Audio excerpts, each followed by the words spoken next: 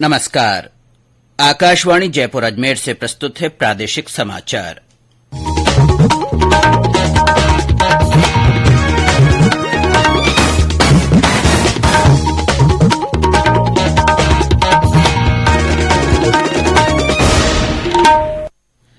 मुख्य समाचार। प्रधानमंत्री नरेंद्र मोदी आज पीएम केयर्स फंड से अनाथ बच्चों को वर्चुअल माध्यम से धनराशि वितरित करेंगे। राज्य से इस कार्यक्रम में 206 बच्चे भाग लेंगे। प्रदेश की 4 राज्यसभा सीटों पर होने वाले चुनाव के लिए भाजपा और कांग्रेस ने प्रत्याशी घोषित किए। राज्य में राजीव गांधी खेल रत्न अवार्ड दिए जाने की घोषणा। मुख्यमंत्री ने कहा, खेलों के लिए अंतर्राष्ट्रीय स्तर की सुविधाएं विकसित होगी। और प्रदेश में तापमान में बढ़ोतरी से गर्मी का असर तेज। श्रीगंगानगर में तापमान 45 डिग्री सेल्सियस पहुंचा।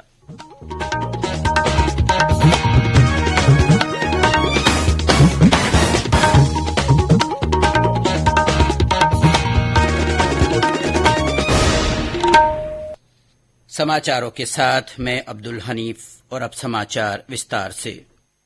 प्रधानमंत्री नरेंद्र मोदी आज वीडियो कॉन्फ्रेंस के माध्यम से पीएम केयर्स फॉर चिल्ड्रन योजना के तहत दी जाने वाली सुविधाओं को जारी करेंगे।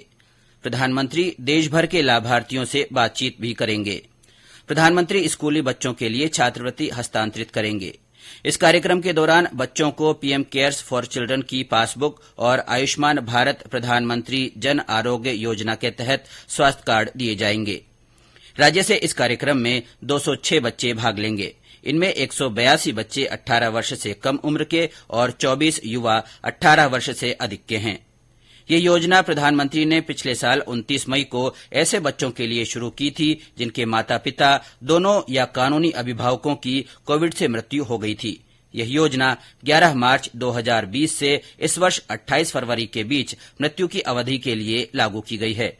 योजना का उद्देश्य शिक्षा और छात्रवृत्ति के माध्यम से ऐसे अनाथ बच्चों की व्यापक देखभाल और संरक्षण सुनिश्चित करना है। योजना के तहत बच्चों को 23 वर्ष की उम्र तक 10 लाख रुपए की वित्तीय सहायता दी जाएगी और स्वास्थ्य बीमा के माध्यम से उनका स्वास्थ्य सुनिश्चित किया जाएगा। प्रधानमंत्री नरेंद्र मोदी कल आजादी का अमृत महोत्सव के तहत करीब 16 योजनाओं और कार्यक्रमों के लाभार्थियों से बातचीत करेंगे। ये कार्यक्रम 9 मंत्रालयों और विभागों से संबद्ध है। राष्ट्रीय स्तर का समारोह गरीब कल्याण सम्मेलन शिमला में आयोजित किया जाएगा, जहां प्रधानमंत्री वीडियो कॉन्फ्रेंस के जरिए लाभार्थियों से वार्तालाप करेंगे। वे 21,000 करोड़ रुपए से अधिक की किसान सम्मान निधि की 11वीं किश्त भी जारी करेंगे। इसके साथ ही राज्यों की राजधानियों, जिला मुख्यालयों और किसान विकास केंद्रों में भी कार्यक्रम आयोजित किए जाएंगे। इन कार्यक्रमों में मुख्यमंत्री, केंद्र और राज्यों के मंत्री, सांसद, विधायक और अन्य निर्वाचित जनप्रतिनिधि लाभार्थियों से बातचीत करेंगे। प्रधानमंत्री राज्य के 5 जिलों श्रीगंगानगर, भीलवाड़ा, राजसमंद, उदयपुर और 12 जिलों के लाभार्थियों से संवाद करेंगे। श्री मोदी श्रीगंगानगर जिले के 5 लाभार्थियों से भी संवाद करेंगे। श्रीगंगानगर जिले के लाभार्थी पूर्णाराम ने बताया कि प्रधानमंत्री से सीधे संवाद को लेकर वे काफी उत्साहित हैं। मेरा नाम पूर्णराम, मैं तहसील श्री विजयनगर, गांव 29 जीवी का रहने वाला निवासी हूं। 31 तारीख को प्रधानमंत्री आम आदमी से बात करेंगे। हमारे को बहुत ही उत्साहित हैं कि प्रधानमंत्री आम आदमी से बात करने के लिए ये जो निर्णय किया है, हम बहुत ही खुश हैं। प्रधानमंत्री का आभार व्यक्त करते हैं, धन्यवाद करते हैं कि आम आदमी से बात करने के लिए उन्होंने हमारे लिए समय निकाला। प्रधानमंत्री जी का बहुत बहुत धन्यवाद। प्रदेश में 4 सीटों पर होने वाले राज्यसभा चुनाव के लिए भाजपा और कांग्रेस ने अपने प्रत्याशी घोषित कर दिए हैं। भाजपा ने वरिष्ठ नेता घनश्याम तिवाड़ी को अपना उम्मीदवार बनाया है। भाजपा प्रदेश अध्यक्ष डॉ सतीश पूनिया ने घनश्याम तिवाड़ी को राज्य से उम्मीदवार बनाए जाने पर केंद्रीय नेतृत्व का आभार व्यक्त किया है। तिवाड़ी जी पार्टी के उन वरिष्ठ राजनेताओं में जिन्होंने आपातकाल में जेल का संघर्ष देखा और विद्यार्थी काल से विचारों के लिए समर्पित रहे।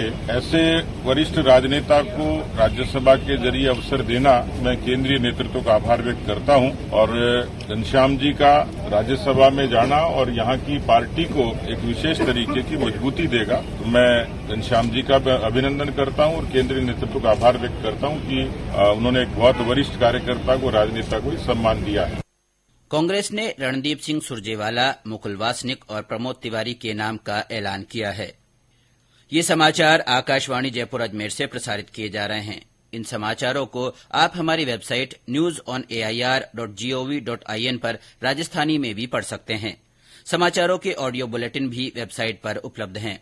वेबसाइट पर सोशल मीडिया अकाउंट के माध्यम से ताजा जानकारी प्राप्त की जा सकती है।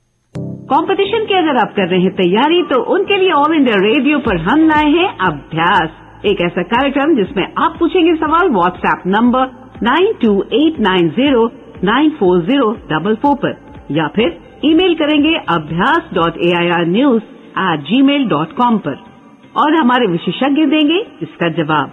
इस बार का विषय है एनवायरमेंट एंड क्लाइमेट चेंज, और सवाल भेजने की अंतिम तारीख है 1 जून। आपका अभ्यास हमारा प्रयास।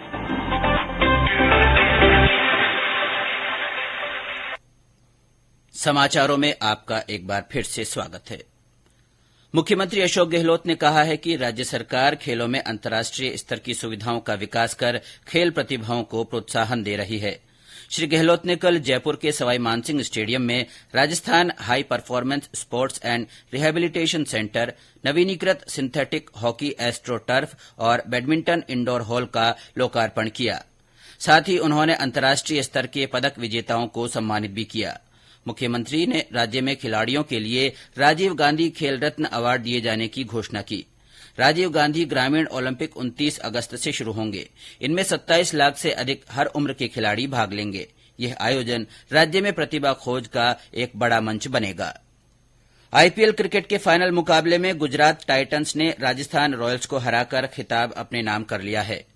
कल रात अहमदाबाद के नरेंद्र मोदी स्टेडियम में खेले गए मुकाबले में पहले बल्लेबाजी करते हुए राजस्थान रॉयल्स ने 9 विकेट पर 130 रन बनाए।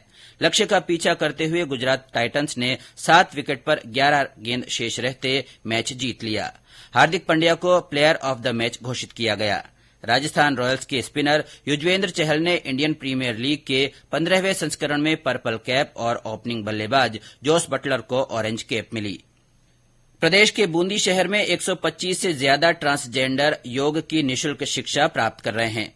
योग प्रशिक्षण शिविर जैत सागर रोड स्थित परशुराम वाटिका परिसर में 6 जून तक चलेगा। योग सीखने के साथ साथ ट्रांसजेंडर जिले के मनोरम स्थानों पर ध्यान लगाना भी सीख रहे हैं। कल किन्नर समाज ने भीमलत में ध्यान योग का अभ्यास किया। देश भर से आए किन्नर हठ योग का अध्ययन कर रहे हैं।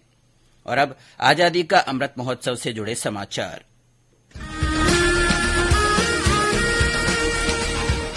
आजादी का अमृत महोत्सव।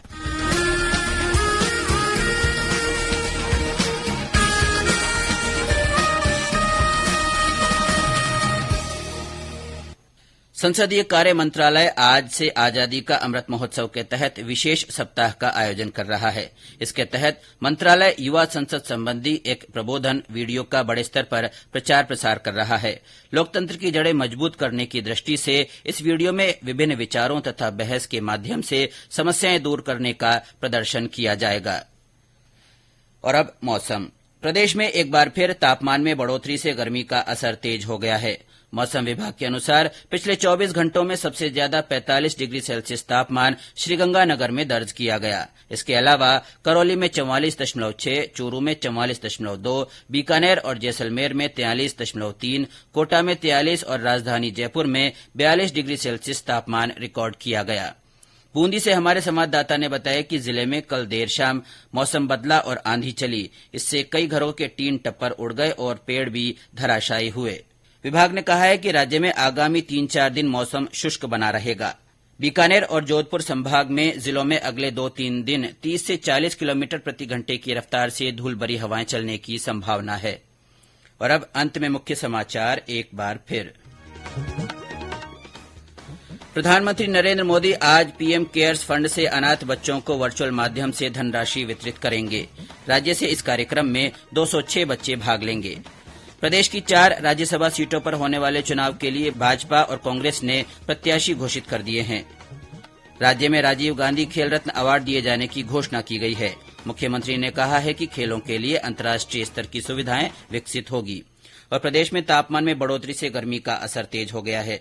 श्रीगंगानगर में तापमान 45 डिग्री सेल्सियस दर्ज किया गया। इसी के साथ प्रादेशिक समाचार बुलेटिन समाप्त हुआ। नमस्कार।